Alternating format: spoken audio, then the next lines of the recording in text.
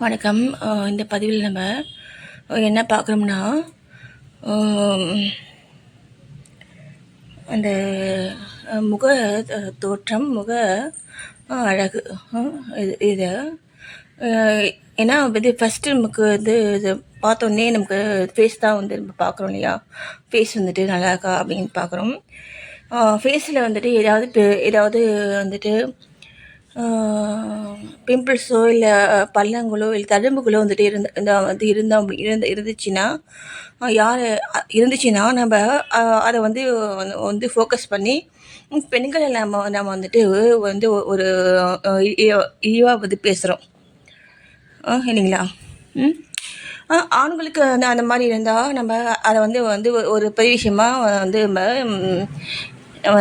எடுத்து செயல்படுறது கிடையாது. பெண்களுக்கு இப்போது நம்ம பார்க்குறோம் இல்லையா, ஹீரோயின்ஸ்லாம் அந்த மாதிரி சில ஃபோட்டோஸ்லாம் போட்டு இங்கே பாருங்கள், இவங்க ஃபேஸ் பாருங்கள், இவ்வளோ ஒரு மோசமாக இருக்குது, இவங்க போயிட்டு ஹீரோயினா அப்படின்ட்டுலாம் போடுவாங்கள்ல. நம்ம பார்த்துக்கமில்ல அதெல்லாம். இதை செய்கிறவங்க யார் அப்படின்னு பார்த்தீங்கன்னா, இதை செய்கிறவங்க ஒரு ஆண் தான் செய்கிறாங்க இல்லைங்களா. ஒரு ஆண் தான் இந்த மாதிரி செய்கிறது. அவங்க ஏன் செய்கிறாங்க அந்த வேலையை அப்படின்னு பார்த்தீங்கன்னா, அவங்களுக்கு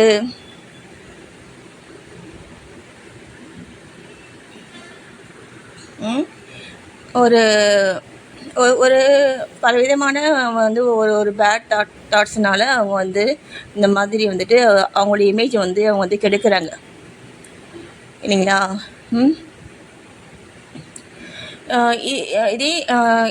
இந்த வேலையை நம்ம பெண்கள் நம்ம சப்போர்ட் பண்ணக்கூடாது.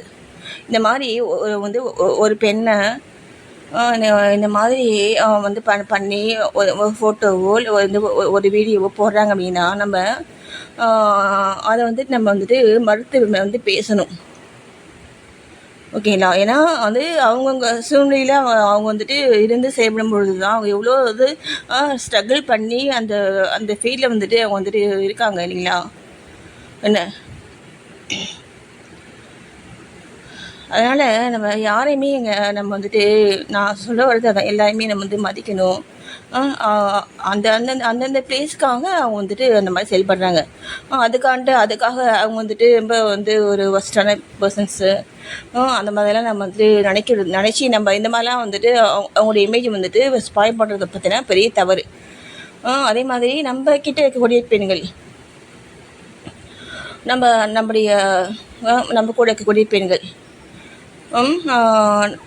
நம்ம கூட இருக்கக்கூடிய நம்ம மனைவியோ இல்லை நம்ம மனைவி தானே நம்ம கொஞ்சம் ரொம்ப நம்ம டம்மி பண்ணுவோம்.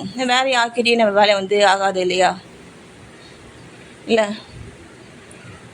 அந்த மாதிரி பண்ணுறதும் பெரிய குற்றம் சரிங்களா. அந்த மாதிரி பண்ணக்கூடாது சரிங்களா.